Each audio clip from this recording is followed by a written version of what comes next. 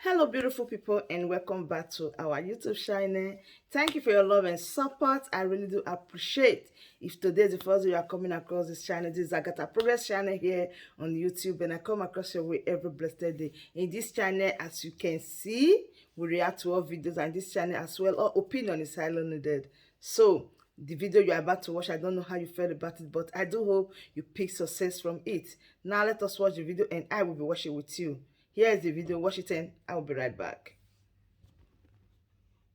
This is the White House Junction.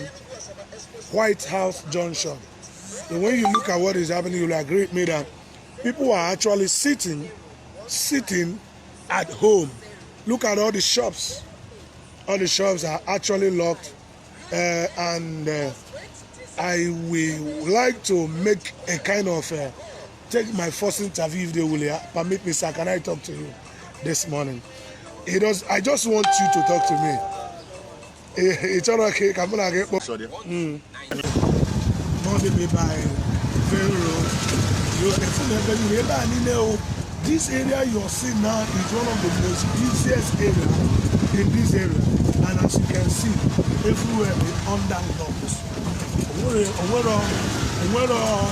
I don't know how to say it. You're saying to yourself, everywhere is under lock and key. We are taking a shot on the shots. We are taking a shot. What I'm beginning to see that the people, Johnson here and stuff, let me just take a shot from the church. Here, 2 o'clock. What I'm beginning to see is that the people are actually taking a kind of position. Whatever. The people are actually taking a kind of position on their decision what to do. Now, I'm at this Modern roundabout. This one is the one leading to a Kene Junction. You can take a look at how the place is looking. This one is the one taking to main market. If you are familiar with this place, they do sell pass here. This is a very busy area. A very, very busy area. You see how the place is looking. Now, this one is the one taking to Iweka, the one we're going to be taking to Opieka, to actually see and give record to the situation and update how things are going. You can see the work. This is where we are coming from. Everywhere, every shop is under lock and key. This is what the people have decided to do at a particular moment of time. So we'll be asking some people some questions as we proceed to know how to see why they decided to stay at home every Monday, so that we hear from them to know what their stand looks like. So my people, we proceed. Let's look at what is happening at Iweka. Let's look at what is happening at Iweka. We're just leaving this Emodo roundabout now. If you're joining us, you can drop your comment under the post. If you're joining us, you can actually drop your comment under the post. Let's see how Onisha and the environment is actually looking today, being 6th of September 2021. This is how the place is looking. And we are looking at now. If you are familiar with Onisha, you know that Onisha. Now we're going to see the situation of the condition of Onisha. Now we are already at Iweka. We are already at Iweka. Are you just looking? This is one leading to Amori. We are already at Iweka.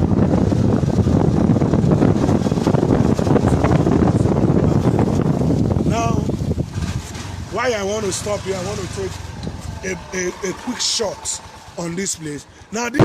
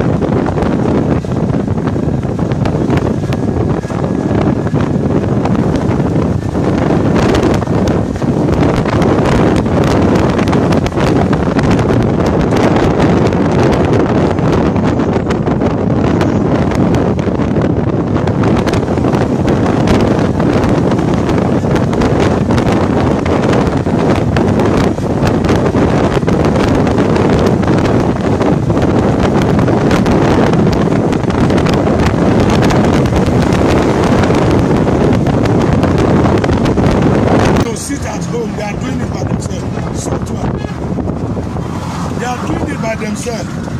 Nobody is forcing anybody. Nobody is forcing anybody. Nobody is forcing anybody to actually lock his shop, lock her shop, to stay at home. People you are seeing now are doing that on their own. On their own. On their own. This is a electro man. Onwe onwekwa n'ihe ọjọọ n'afịa kwesịrị ịzụta, but onwere nọ n'ime afọ m bụ Kingsley. Ọ na eme ripọtari dị ịnọ n'ụlọ. Onwe ndị wetara anyị akwụkwọ na anyị pụtara ahịa ka anyị zụọ ahịa, ọ bụ na onwe anyị pụtara. Oke, anyị ndị mmadụ nọ n'ụlọ. Onwe inwe ike ikwu gbasara ụlọ a na-anọzi every Monday. Onwe ya ma m ekwu na m na m bịara afịa ka m zụọ ahịa. Na afọ na ndị mmadụ nọ n'afịa. But ị ma reason ha ji anọ n'ụlọ.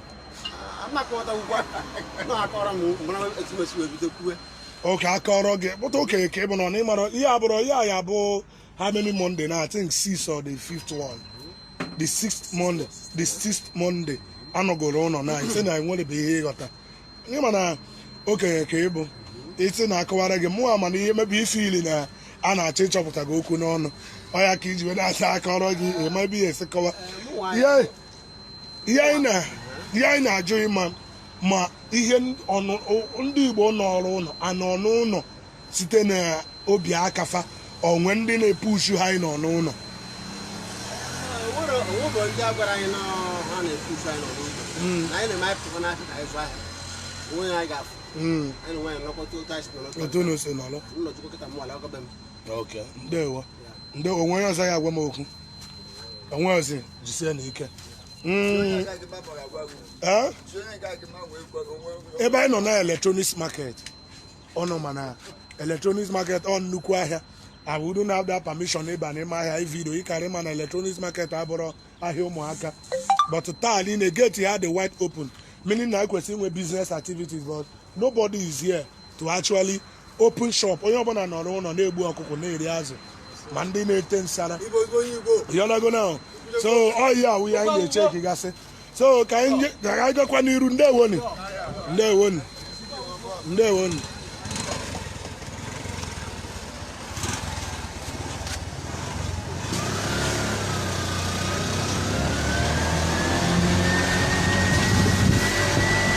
What we are saying,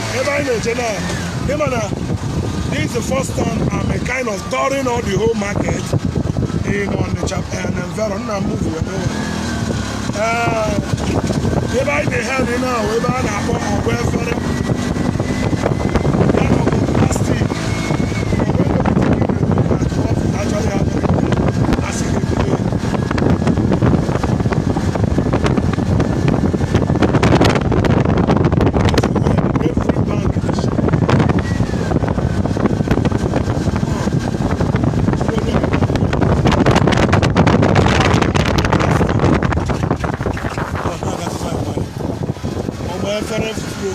plastic, if you call them.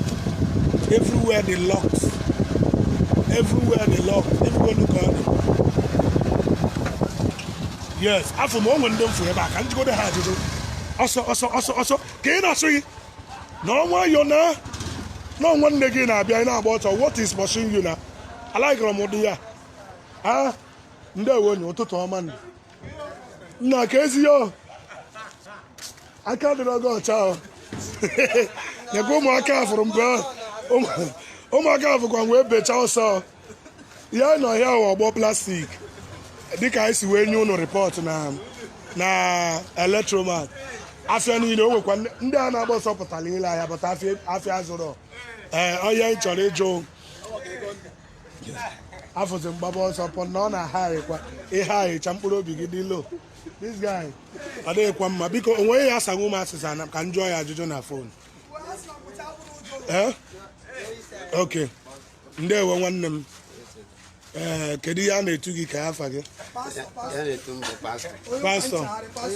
Okay, biko taa bụ Monday 6th of September 2021. Ama na ụnụ pụtara ịzụ ahịa. Anyị pụtara ịzụ ahịa maka na agụ dị anyị na-arụ. Agụ dị unu na-arụ? Yes. Okay, ka ezi ihe mee na afịa azụrụ? Yeah, man, I pass it over now. I see them with lockdown. Asị ọ na ịmarọ Enwe lockdown. akpọkwa gị chee iwe n'iwe akpọ gị pastọ Yes, sir. okwu pastọ na-aga otu a pastọ adịghị eme otu a so go straight isi na ya sọ dịka na ịjọ sị na-anụ ya anụ Enwe lockdown every Monday of the week. So all me ahịa na-ejiri ọzọ. okay Yes, sir. okay so onwe ndị detara ụlọ akwụkwọ ebe a sụ na-emepe n'ahịa O nwere ndị detara anyị akwụkwọ anyị emepe n'ahịa maka ndị nọ n'ime ahịa ndị na-achị anyị. So anyị mepere n'ahịa on Monday. oke ndị na-achị ụnụ sụ na-emepe n'ahịa ọmọnde oke ọ bụrụ oke ndị ụnụ na ha nọ n'ime ahịa sụ na-emepe n'ahịa every Mondays onye ọbụla nọba n'ụlọ but onwe bụ onye bịa ebe ka ihe unu na-agbara ọsọ ụnụ fụ mgbaba ọsọ onwego onye bịa ebe achụ ụlọ ọsọ Ihe anyị ji agbara ọsọ bụ maka ozugbo ị pụtara na keke wee were ya ejide n'aka ụta anyị jesi na-egwudi ya onye achọkwara ịgba mmadụ onye ọbụla n'ọsọ onye ọbụla n'ọsọ nna nke ya bịa bịa wee dị anyị ka ihe oke afịa ahịa ya o ebe a bụ plastic ọdaekpe and the place is there ebe niile dị quiet ndị ewo na ya gazie nụ ụlọ agbazi n'ọsọ nwere onye na-egbu nwanne ya agazie nụ a sị na afụla anyị wute ihe njem vidio che na-egbe ka m bụ ọsọ ebe onye ọbụla wee were ọsọ o nweghị ịchọ ịṅụ ụlọ ọ dị egwu na ebe anyị na-apụrochizi na Coke market Coke bụ ebe a na-ele ahịa nri ịghọtago na ahịa nri by night we are going to see few women there now. But on the normal days people take on yo no na-aba and ebe a ọfị oke ya afọ na Coke na onwe ya mechikwa enyi na ahịa mechi ọgbọkọ isi ya na anyị abụrụ obere ibe ya ihe a bụla ebere ife a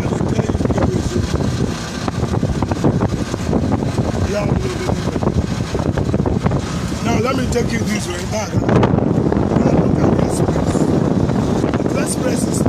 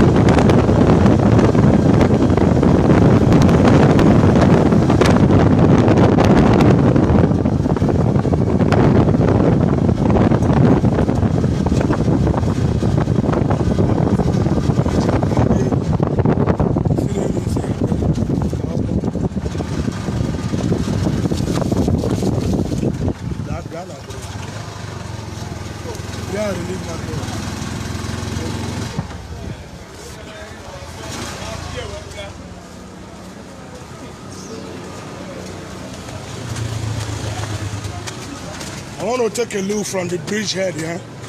Let's see how our front and our back, how busy the place is. And everybody now relief market. Everywhere they are scam as if now they make Christmas. Open a guy here, 25th, every December 25th, here I'm at closer, the 23, 26. That's the way the place is looking now.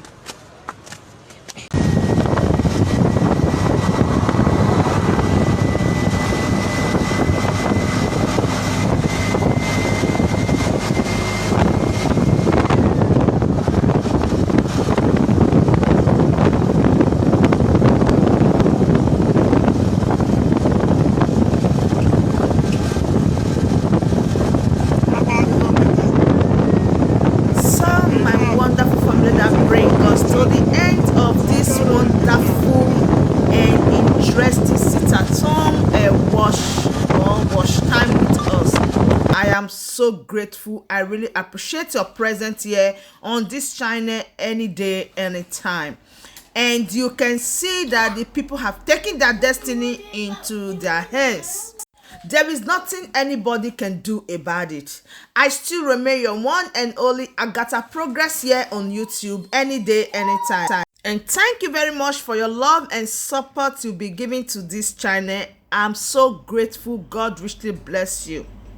And if you know you have been watching this channel and you haven't subscribed, you haven't joined the family, what are you then waiting for? Please click on that red subscribe button that says subscribe and turn on the bell icon for more latest updates. See you when I see you. Bye-bye.